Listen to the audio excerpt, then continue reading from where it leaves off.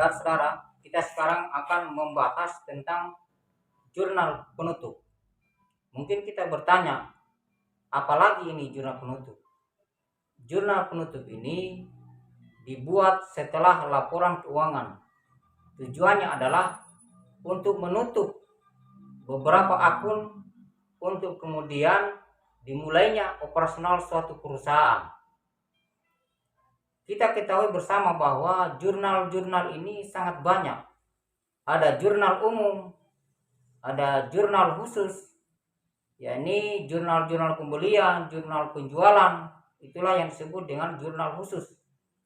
Kemudian ada namanya jurnal penyesuaian, yakni jurnal untuk menyesuaikan apa-apa yang belum menjadi real, apa-apa yang masih bersifat normatif. Jadi angka-angka yang bersifat normatif itu akan disesuaikan.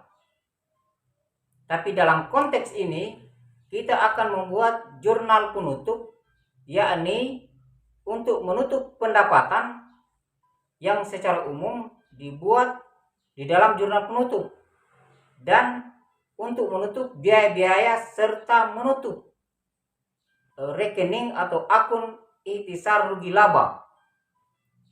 Jurnal penutup ini misalnya jurnal pendapatan atau jurnal biaya. Kalau jurnal pendapatan itu, kalau perusahaan misalnya memperoleh rugi ya atau memperoleh laba, maka berbeda cara dalam penyusunan atau dalam jurnal penutup.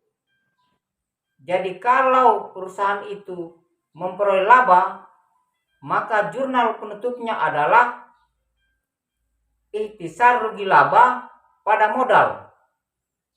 Akan tetapi apabila suatu perusahaan mengalami kerugian, maka jurnal penutupnya adalah modal pada ikhtisar rugi laba.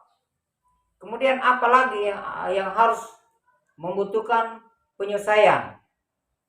Yang harus membutuhkan penyesuaian adalah jurnal pendapatan. Jadi pendapatan atau penjualan pada ikhtisar rugi laba. Kemudian ada juga yang namanya penutupan untuk biaya.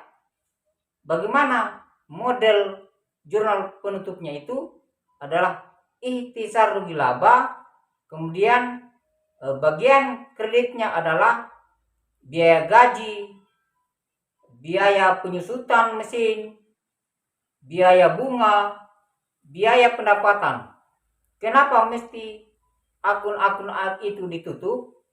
Karena ini akun sudah tercatat di dalam laporan keuangan sebagai laporan akhir periode.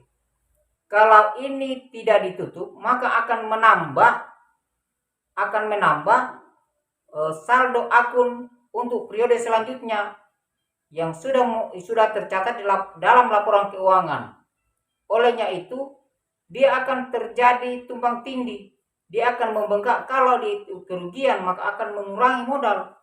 Kalau itu sifatnya keuntungan, maka akan menambah modal yang seharusnya sudah tidak menambah lagi. Sudah harus dinolkan.